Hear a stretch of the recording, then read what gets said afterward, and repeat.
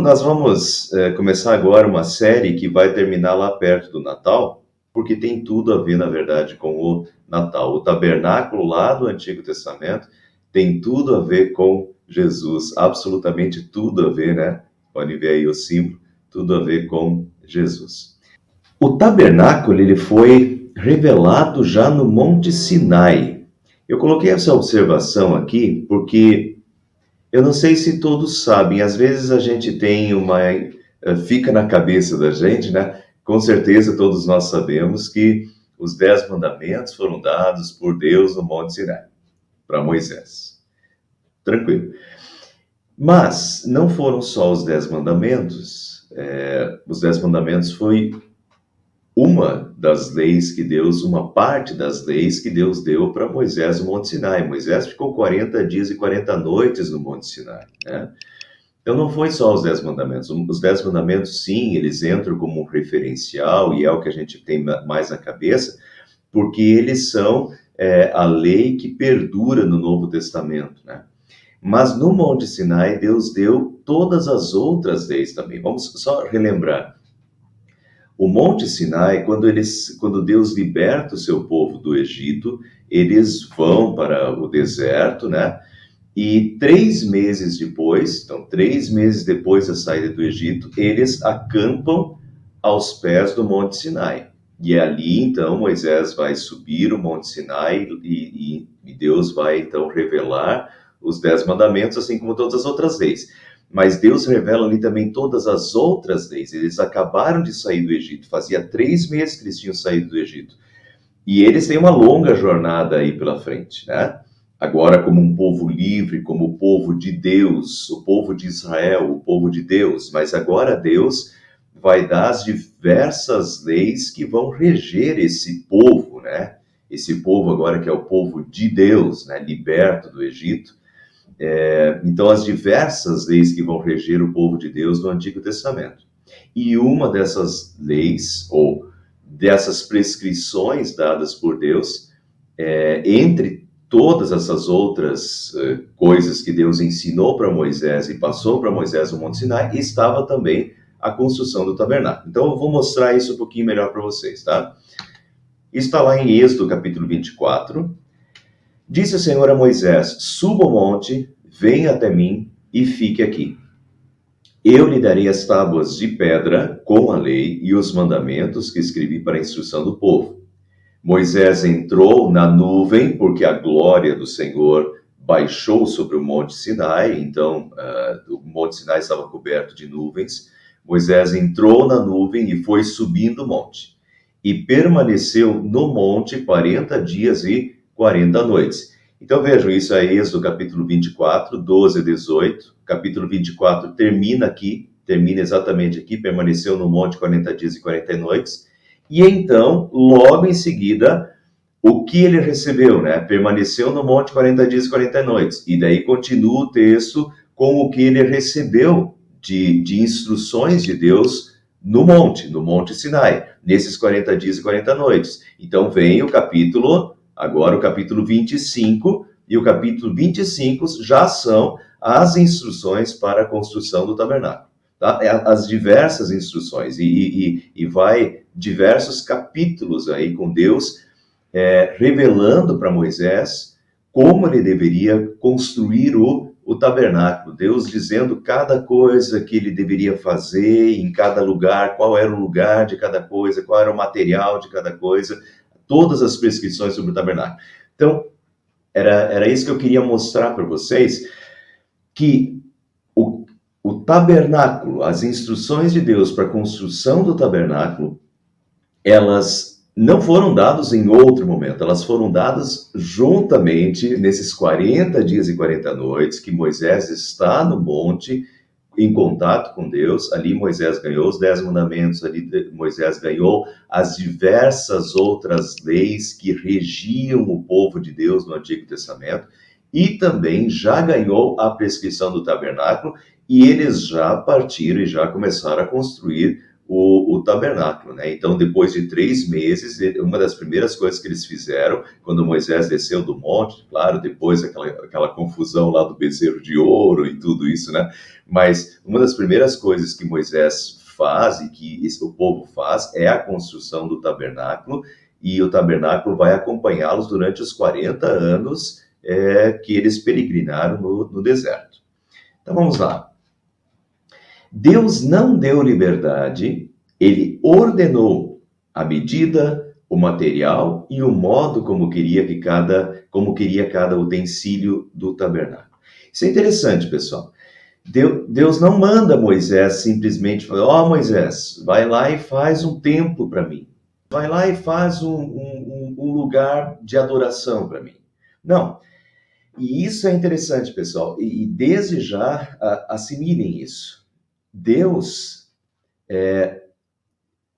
começa a descrever cada uma das coisas, cada um dos utensílios do tabernáculo, como esse tabernáculo deveria ser, onde estaria cada uma das coisas, e eu aconselho vocês não perderem os próximos estudos, vocês vão ver como cada uma das coisas que estão dentro desse tabernáculo, desde o pátio do tabernáculo até o santo lugar e o santo dos santos, como cada uma dessas coisas estão milimetricamente calculadas, planejadas por Deus, e como cada um desses detalhes, cada um desses utensílios do tabernáculo se cumpre perfeitamente na vinda de Jesus, tá? Então é Deus escrevendo lá no Antigo Testamento, quando ele liberta o seu povo do Egito, tira o seu povo do Egito.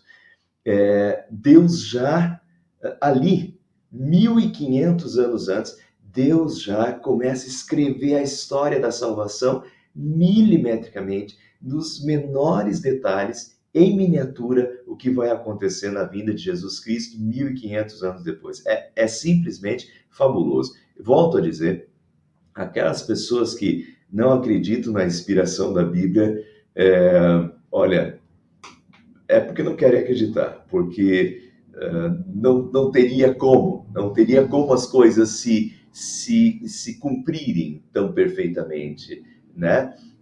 Como Deus está escrevendo no Antigo Testamento, e como quando chega Jesus, tudo se fecha, tudo se completa e tudo acha sua plenitude em Jesus. Mas as miniaturas já estão no Antigo Testamento muito bem colocadas, e eu vou mostrar isso para vocês, esse estudo aqui. Mas, então, Deus não deu liberdade, ele ordenou a medida, o material e o modo como ele queria que cada utensílio. Vejam, Êxodo capítulo 26. Faça o tabernáculo de acordo com o modelo que lhe foi mostrado no monte. Então, vejam, de acordo com o modelo que lhe foi mostrado no monte. Moisés ainda estava lá no monte, quando Deus já fala sobre o tabernáculo, mostra como ele quer o tabernáculo, né? E descreve o tabernáculo para Moisés. Então, faça o tabernáculo de acordo com o modelo que lhe foi mostrado no monte. O modelo é um modelo dado por Deus. Faça um véu de linho fino trançado. Olha Deus descrevendo como ele quer.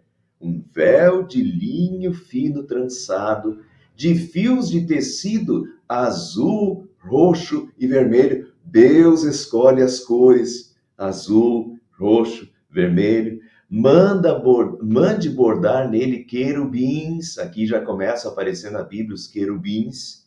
Pendure-o com ganchos de ouro. Deus pensa nos ganchos. Esses ganchos devem ser feitos de ouro, em 4 colunas de madeira de acácia. Deus fala da madeira, revestidos de ouro e fincadas em 4 bases de prata. Vejam os detalhes, né? Os detalhes, a cor. Deus escolhe a madeira, uma madeira realmente resistente, que é a madeira de acácia. Deus escolhe a cor. Deus fala de todos os detalhes, os ganchos de ouro, o linho fino deve ser trançado. Como Deus vai descrevendo, Deus dá a medir, né, o material que Ele quer. Vamos continuar. Faça um altar de madeira de acácia. Ele será quadrado, com 2,25 metros de largura e 1,35 de altura. Faça de bronze todos os utensílios, os recipientes para recolher cinzas, as pás, as bacias da aspersão, os garfos para a carne e os braseiros. Notem, pessoal, que até aqui não havia sacrifícios ainda, tá? Os sacrifícios começam a partir do tabernáculo. Agora as pessoas vão começar a levar lá os cordeiros para serem sacrificados no altar, né? Para serem sacrificados. Mas até aqui não existia esse altar ainda e esses sacrifícios. E agora Deus está prescrevendo como deveria ser esse altar. Deus dá a metragem, né? A largura, a altura, o material deve ser de bronze. Deus fala, olha, se eu se preocupo com as pás, com as bacias, com os garfos para a carne, com os braseiros, né? Então Deus vai prescrevendo nos mínimos detalhes como ele quer. Como ele quer ser adorado, como ele quer, o que ele quer que tenha nessa sua casa, nesse tabernáculo, nesse lugar da sua habitação na terra. Continuando, agora veja a arca da aliança, né? Faça uma arca de madeira de acácia com 1,10 m de comprimento, 70 centímetros de largura, 70 centímetros de altura, revista de ouro puro por dentro e por fora. Faça uma tampa de ouro puro com 1,10 m de comprimento por 70 centímetros de largura, com 2 querubins de ouro batido nas extremidades da tampa. O que é isso aqui? Bom, é a Arca da Aliança, né, que era revestida de ouro por dentro e por fora, e aqui nós temos uma coisa muito importante no decorrer do Antigo Testamento, e depois também no Novo Testamento vai aparecer bastante isso, que é o propiciatório. O que é o propiciatório? O propiciatório é a tampa da Arca da Aliança, e essa tampa da Arca da Aliança, vejam, era de ouro puro, aí não era mais madeira de acácia revestida, era uma tampa de ouro puro com 1,10 m de comprimento por 70 centímetros de largura, com 2 querubins, né, um querubim em cada lado dessa tampa da Arca da Aliança, e tudo de ouro batido, tá? É interessante, né? Notem, Deus pediu o melhor material para o tabernáculo. Vejam quanto ouro, né? Um dos lugares mais sagrados era a Arca da Aliança, ou mais sagrado, porque ela estava no Santo dos Santos, e a Arca da Aliança, depois nós vamos ter Jesus lá e o sangue da nova aliança, né? Mas aqui é o lugar mais sagrado do templo, é o Santo dos Santos, onde está a Arca da Aliança de Deus. É sobre a Arca da Aliança que Deus fala, que se ouve a voz de Deus no Antigo Testamento. É onde Deus fala com Moisés, onde Deus se manifesta entre os 2 querubins. E essa tampa da Arca da Aliança era de ouro puro, né? Vejo que deve ter ido bastante ouro aí para fazer uma tampa de 1,10 m por 70 centímetros de largura, ouro batido, né? Ouro puro. A arca também era de madeira de acácia, mas revestida por dentro e por fora de ouro. E veja que anteriormente já também apareceu, e se nós lêssemos toda a descrição do templo, do tabernáculo, nós veríamos que em diversos lugares, antes apareceu quando Deus estava falando do véu, né? Ele colocou que as argolas deveriam ser de ouro. Como Deus colocou ouro e como Deus pede ouro, né? Do seu povo. Então Deus pediu o melhor material para o tabernáculo. E assim, Ele também espera que lhe ofereçamos sempre o melhor de nós e não os restos. É uma reflexão, e para os nossos dias e para sempre.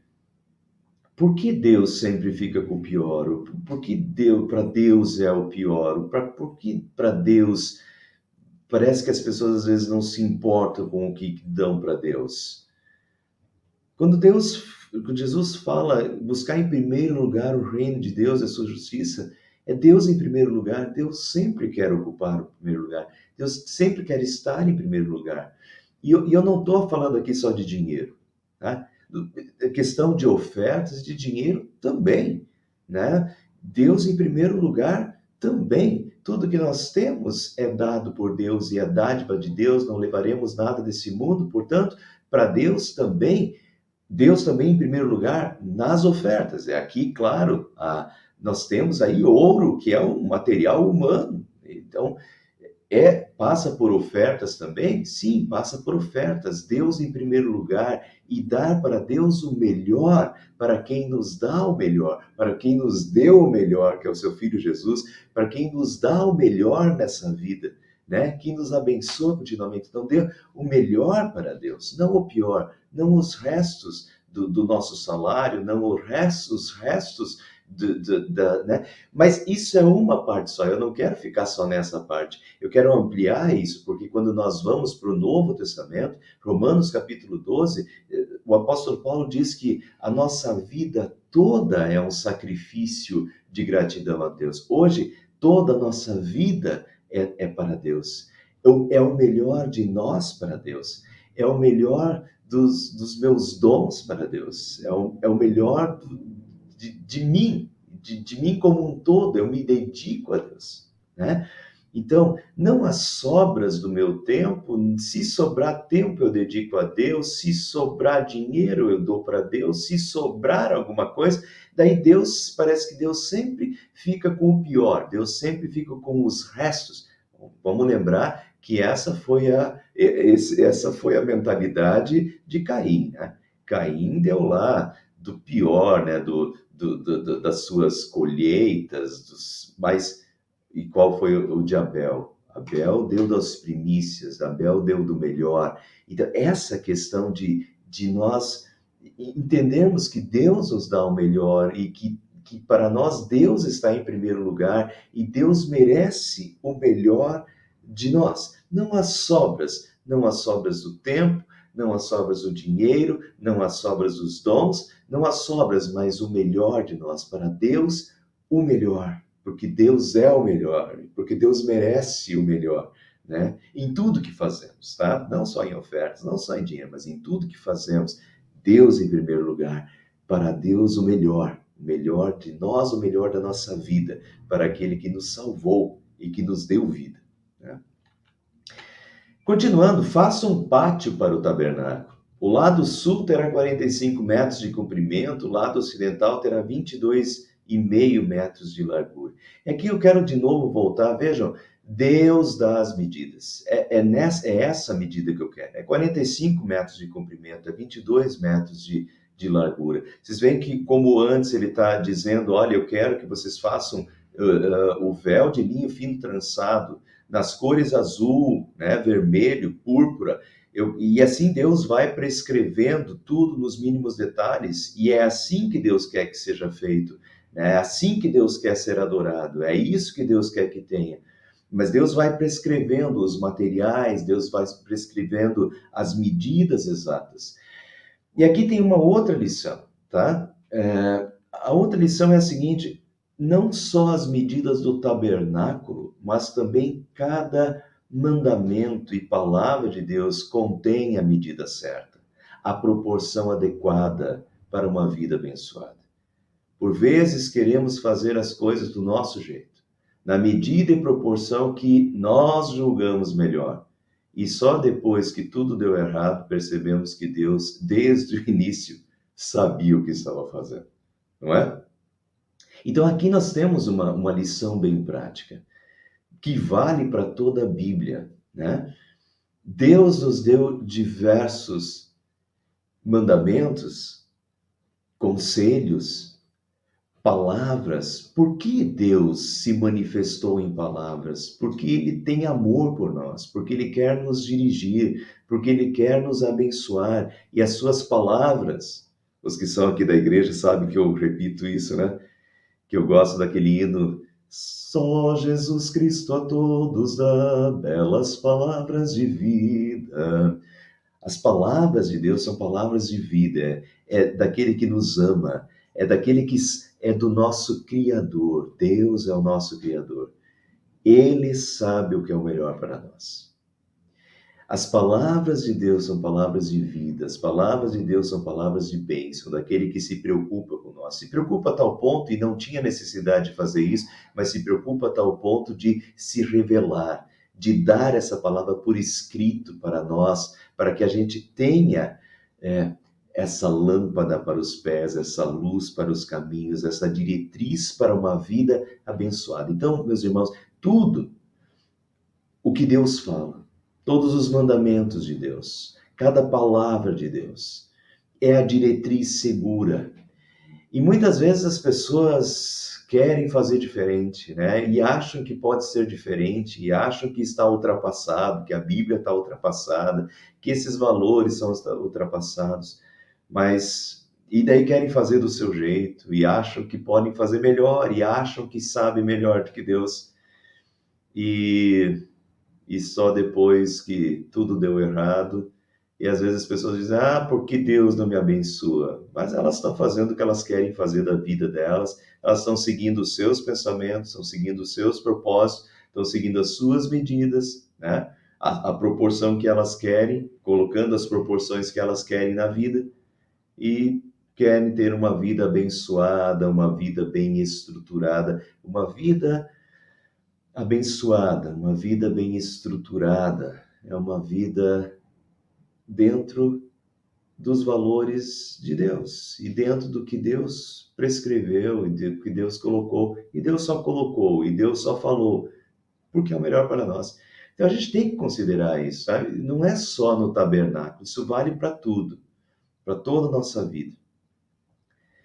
Busque as palavras de Deus, mas não apenas busque, não apenas saiba, coloque em prática, né? Aquele que ouve as minhas palavras e as pratica é comparado a um homem prudente que edificou a sua casa sobre a rocha. Caíram as chuvas, transbordaram os rios, sopraram os ventos, deram com ímpeto contra aquela casa, ela resistiu. Aquele que ouve as minhas palavras e não as pratica, quer fazer do seu jeito, quer fazer na sua proporção, acha que sabe melhor. Aquele que ouve as minhas palavras e não as pratica é comparado a um tolo, a um insensato, que edificou a sua casa na areia. E caíram as chuvas e transbordaram os rios e sopraram os ventos, deram com ímpeto contra aquela casa e ela desabou, porque ela não tinha base. E a base é a base eterna, né? Deus é o nosso Criador, Ele sabe o que é melhor. Confiemos nisso. Não é só o tabernáculo, é tudo. Deus sabe o que é melhor para nós e quando a gente coloca o que Deus falou em prática na nossa vida, nós temos uma vida estruturada, uma vida sobre a rocha, uma vida com valores, né? Uma vida de valor e uma vida com valores eternos, uma vida estruturada, uma vida na proporção adequada de cada uma das coisas, né? Então, há uma grande sabedoria por trás disso tudo aqui, uma grande lição por trás disso tudo. Continuando, por que Deus foi tão detalhado? Cada parte do tabernáculo já apontava para Jesus. Cada parte era uma sombra de Cristo. Cada parte do tabernáculo era uma sombra de Cristo, uma sombra daquele que haveria de vir. Veja, o autor de Hebreus captura isso muito bem. Hebreus diz assim, os sumos sacerdotes humanos, né, lá do Antigo Testamento, os sumos sacerdotes humanos, servem num santuário, o templo, o tabernáculo, num santuário que é cópia e sombra daquele que está nos céus. Notem, o santuário, o tabernáculo no Antigo Testamento, o templo depois, né?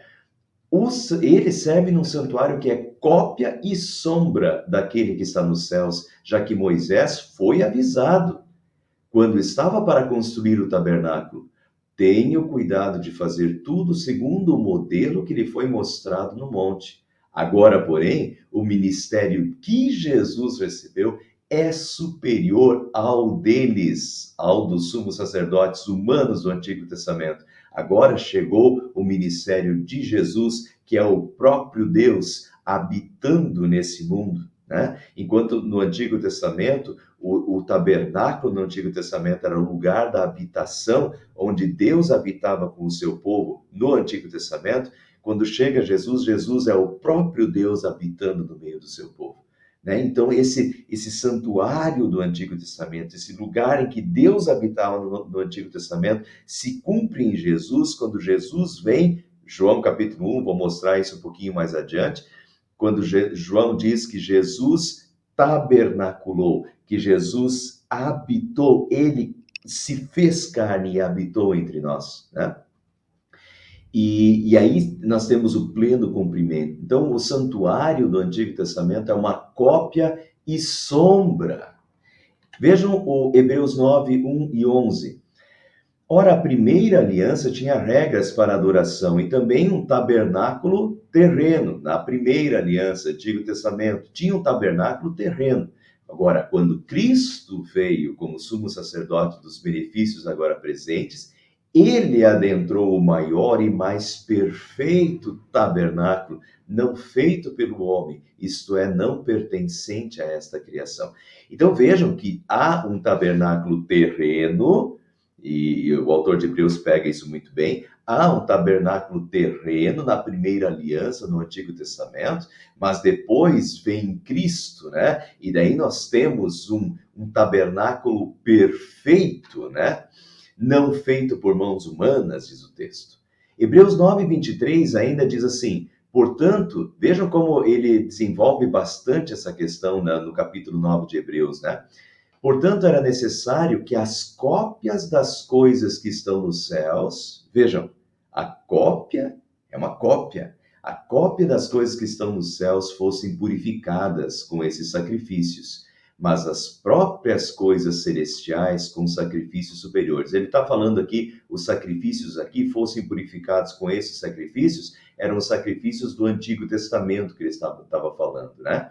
A cópia era purificada com os sacrifícios do Antigo Testamento, que o sacerdote chegava lá com o sangue do cordeiro, aspergia o sangue do cordeiro sob o propiciatório, a tampa da Arca da Aliança, para, né, pedindo perdão, a purificação, tal. Agora, mas as próprias coisas celestiais com sacrifícios superiores, e qual foi o sacrifício superior? O sacrifício do próprio Cristo, né? Pois Cristo não entrou em santuário feito por homens, mas uma simples representação do verdadeiro. Ele entrou nos céus para agora se apresentar diante de Deus em nosso favor. Então vejo de novo a cópia, o tabernáculo no Antigo Testamento é claramente uma cópia, né, de um tabernáculo muito maior que viria no Novo Testamento e um cumprimento muito maior no Novo Testamento. E agora vejam aqui, quando Jesus, enigmaticamente, Jesus diz para eles, né, Jesus respondeu: destruam este templo e eu o levantarei em 3 dias. O templo do qual ele falava era o seu corpo. Depois que ele ressuscitou dos mortos, os seus discípulos lembraram-se do que ele tinha dito. Então, notem o que o próprio Jesus, qual era o templo, né? Jesus diz: destruam esse templo, esse tabernáculo, porque o templo depois era, o tabernáculo era feito ainda de pano, né? Durante o deserto, para uma tenda no deserto, que era movida de acordo com que eles iam andando, a tenda era desmontada e montada novamente. Então, o tabernáculo ainda era de tenda, depois o templo era já, né, de maciço, né? Não mais de tenda. Mas então Jesus aplica isso. Destruam este templo, diz Jesus, e eu o levantarei em 3 dias. E o pessoal, né, achou que Jesus era maluco. Como é que ele vai reconstruir esse templo em 3 dias? E Jesus diz: não, o templo que ele estava falando era o seu próprio corpo, o corpo de Jesus. Jesus é Deus habitando na terra. Entende? É Jesus está tabernaculando, quer dizer, é o próprio Deus habitando neste mundo. Então Jesus estava falando do próprio corpo dele. Vocês veem como o tabernáculo do Antigo Testamento, ele se cumpre, o próprio Jesus aplica isso para si. Jesus é Deus. né? Assim como Deus construiu e mandou construir o tabernáculo lá no Antigo Testamento com uma miniatura do que estava por vir, o próprio Jesus, né, que estava inspirando essa palavra lá no Antigo Testamento, Jesus, quando chega, Jesus tem plena clareza, né, de que ele é o tabernáculo em perfeição. O corpo dele é o tabernáculo em perfeição. Destruam esse templo e em 3 dias o reedificarei. O templo do qual ele falava era o seu corpo. Depois que Jesus ressuscitou dos mortos, seus discípulos lembraram-se do que ele tinha dito. Então, pessoal, eu não vou passar tudo hoje, é óbvio, né? Nós vamos ver cada semana uma parte aí nos próximos dias. Mas então, deixa eu mostrar então para vocês, notarem isso daqui, né? Por que Deus foi tão detalhado? Cada parte do tabernáculo já apontava para Jesus. Cada parte do tabernáculo era uma sombra de Cristo. E isso está bem descrito no Novo Testamento, Hebreus 8. O santuário é cópia e sombra daquele que está nos céus, né? Tem o tabernáculo terreno, mas tem o tabernáculo perfeito, a cópia das coisas que estão nos céus. Cristo entrou no santuário feito por homens, não entrou no santuário feito por homens, uma simples representação do verdadeiro. Então, o santuário feito por homens no Antigo Testamento, o tabernáculo, era uma simples representação do verdadeiro, né? E qual era o verdadeiro? Era o próprio Jesus habitando nessa terra e cumprindo. Então, quando vem Jesus, as sombras se vão, né? E tudo se cumpre em Jesus. E agora vem agora vocês podem ter uma noção, né? Só que, para vocês, essa questão da sombra, né? Amplia só para mim aqui, Silvio. Coloca só a minha foto aqui. Tá, então vamos lá. Ó. Aqui é uma sombra, né? Aqui a minha mão e a sombra da minha mão. Só existe uma sombra porque existe uma mão, né? A sombra é a sombra da mão. O corpo está na mão, aqui está a sombra. Então, o que Deus está falando é que as coisas do Antigo Testamento eram sombras, e o tabernáculo do Antigo Testamento era uma sombra do corpo. Mas qual era o corpo? O corpo é Cristo. Quando Cristo vem, aqui está a plenitude, aqui está o corpo. Então, tudo no Antigo Testamento é sombra. Isso é fabuloso, meus irmãos, como Deus constrói isso. Porque hoje nós olhamos, 2022, nós olhamos para o passado e nos maravilhamos como tudo se cumpriu, né? Como tudo se cumpriu. Mas Deus foi quem escreveu essa história. Deus foi quem traçou a sombra. Como Deus sabia. Nós vemos em Gálatas, né? Vindo a plenitude do tempo, Deus enviou o seu filho, nascido de mulher, nascido sobre ele. Vindo a plenitude do tempo, Deus já sabia o tempo exato em que Jesus viria. Deus já sabia o tempo exato em que o seu filho se humanaria, em que o seu filho se tornaria carne, né? Em Maria. Então, vindo a plenitude do tempo, então, assim como Deus já sabia a plenitude do tempo em que Jesus viria a esse mundo e se encarnaria e sofreria e morreria pelos nossos pecados, todo o Antigo Testamento foi construído como uma sombra desta plenitude dos tempos, né? Deste corpo de Cristo. Quem pode construir isso, senão Deus? Vocês veem Deus construindo, Deus traçando a história da salvação. Havia, desde a queda em pecado, Deus já promete o Salvador. Desde a queda em pecado, Deus já sabe quando será a plenitude dos tempos, quando o seu filho viria à terra e o que aconteceria e como lhe daria a sua vida em sacrifício por nós. E tendo em vista lá esse cumprimento em Cristo, Deus já constrói o Antigo Testamento e Deus já faz as sombras apontando para o corpo e Deus já faz as miniaturas apontando para a plenitude. É fabuloso. Só Deus para escrever isso. Com 2.500 anos, com 3.500 anos, com mais de 6, 7 mil anos, sei lá, desde Adão e Eva. Quando eles caíram, Deus já traça e começa a traçar. E Deus vai traçando o Antigo Testamento, essas miniaturas dessa plenitude, essas sombras detalhadas. Deus detalha. Deus manda fazer, olha, vocês vão fazer uma pia, vocês vão fazer um candelabro, velas, luz. Jesus vai dizer, eu sou a luz do mundo. Claro, mas por que Jesus é a luz do mundo? E como Jesus é a luz do mundo, Deus coloca um candelabro com sete velas acesas permanentemente dentro do tabernáculo. Não diz, mas por que Deus? Qual a necessidade de Deus colocar um candelabro com velas continuamente acesas dentro do tabernáculo do Antigo Testamento? Porque Jesus é a luz do mundo. Então, cada uma das coisas do Antigo Testamento, maravilhosamente, Deus constrói a sombra, Deus faz a sombra apontando para o corpo de Cristo, para a plenitude do sacrifício de Cristo e do seu amor vindo ao mundo, né? Então é fabuloso. E deixa eu mostrar então aqui, para vocês entenderem. Aqui nós temos os utensílios, nós vamos estudar cada um deles, mas aqui nós temos os utensílios do Antigo Testamento, inclusive mas no lugar que eles estavam dentro do templo, né? O altar dos sacrifícios, a pia de purificação, o candelabro, o altar do incenso, os pães da proposição, a arca da aliança,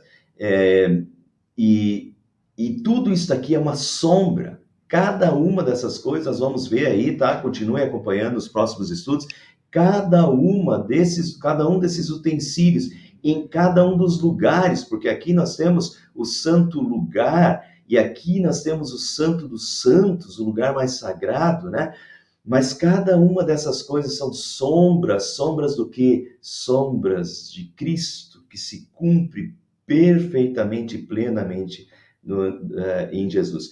E só aproveitando aqui o ensejo, tá? Essa é uma linguagem bem técnica, teológica, o tipo e o antítipo, né? Deixa eu explicar, já que está aqui, deixa eu explicar para vocês, é bem bonito. O Antigo Testamento tem os tipos que se cumprem no antítipo. O tipo é como se fosse a miniatura de uma realidade muito maior que viria, né? Muito mais plena, muito maior, que viria no futuro. Então, o tipo é a sombra do antítipo, que é o real. O que nós temos de tipo no Antigo Testamento? Os cordeiros no Antigo Testamento são o tipo, a miniatura do Cordeiro de Deus que tiraria o pecado do mundo de uma vez por todas. Jesus, o Cordeiro de Deus, é um antítipo. Outro tipo, Moisés é um tipo, é uma miniatura de Cristo. Em que sentido? Moisés foi aquele que liderou o povo, que tirou o povo do Egito, que libertou o povo do Egito, que guiou o povo durante 40 anos até a Terra Prometida. E Moisés é um tipo, é uma miniatura, é uma sombra de Cristo. Cristo é o grande, realmente o grande líder que nos liberta de uma vez por todas do pecado e que nos guia nesse mundo, que é o bom pastor nos guiando neste mundo para a terra prometida, para os novos céus e para a nova terra. Então o Antigo Testamento está repleto de tipos, né? de miniaturas de uma realidade muito maior que vem normalmente em Cristo. A Páscoa do Antigo Testamento é uma miniatura da Páscoa do Novo Testamento e da grande libertação que vem do Novo Testamento. E nós ainda teremos uma nova Páscoa, né? A Páscoa em plenitude, quando Jesus voltar e por fim, a libertação, então, será absoluta e completa nos novos céus e nova terra, né? Então, nós temos esses tipos e esses antítipos, essas miniaturas de uma realidade muito maior, as sombras do corpo, né? E o tabernáculo, sem dúvida, é uma sombra do corpo de Cristo e do que viria em Cristo. Por hoje eu vou ficar por aqui, tá? Não perca, então, os próximos estudos, a gente vai começar a estudar cada um desses utensílios, dessas sombras do Antigo Testamento, e como essas sombras se cumprem em Jesus, e como cada uma delas está relacionada, completamente relacionada a Jesus, e se cumpre, acha sua plenitude, né? Em Jesus, tá? Então, continue acompanhando nas próximas semanas, né?